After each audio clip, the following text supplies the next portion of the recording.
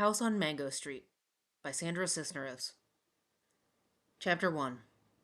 The House on Mango Street. We didn't always live on Mango Street. Before that, we lived on Loomis on the third floor, and before that, we lived on Keeler. Before Keeler, it was Paulina, and before that, I can't remember. But what I remember most is moving a lot. Each time it seemed there'd be one more of us. By the time we got to Mango Street, we were six: Mama, Papa, Carlos, Kiki, my sister Nenny, and me.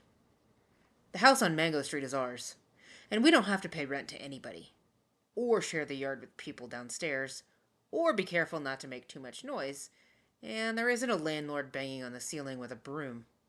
But even so, it's not the house we thought we'd get. We had to leave the flat on Loomis quick. The water pipes broke and the landlord wouldn't fix them because the house was too old. We had to leave fast. We were using the washroom next door and carrying water over in empty milk gallons. That's why Mama and Papa looked for a house, and that's why we moved into the house on Mango Street, far away on the other side of town. They always told us that one day we would move into a house, a real house, that would be ours for always so we wouldn't have to move each year. And our house would have running water and pipes that worked. And inside it would have real stairs, not hallway stairs, but stairs inside like the houses on TV. And we'd have a basement and at least 3 washrooms, so when we took a bath, we wouldn't have to tell everybody. Our house would be white with trees around it, and a great big yard, and grass growing with a fence. This was the house Papa talked about when we held a lottery ticket, and this was the house Mama dreamed up in the stories she told us before we went to bed. But the house on Mango Street is not the way they told it at all. It's a small and red with tight steps in front and windows so small you think they were holding their breath. Bricks are crumbling in places, and the front door is so swollen you have to push hard to get in. There is no front yard, only 4 little elms the city planted by the curb. Out back is a small garage for the car we don't own yet, and a small yard that looks smaller between the 2 buildings on either side.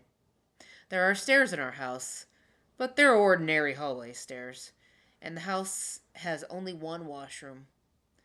Everybody has to share a bedroom: Mama and Papa, Carlos and Kiki, me and Nenny. Once, when we were living on Loomis, a nun from my school passed by and saw me playing out front. The laundromat downstairs had been boarded up because it had been robbed 2 days before, and the owner had painted on the wood, "Yes, we're open," as to not lose business. "Where do you live?" she asked. "There," I said, pointing up to the third floor. "You live there?" "There." I had to look to where she pointed. The third floor, the paint peeling, wooden bars Papa had nailed on the windows so we wouldn't fall out. "You live there?" The way she said it made me feel like nothing. "There? I live there," I nodded. I knew that I had to have a house, a real house, one I could point to. But this isn't it. The house on Mango Street isn't it. For the time being, Mama says. "Temporary," says Papa. But I know how those things go.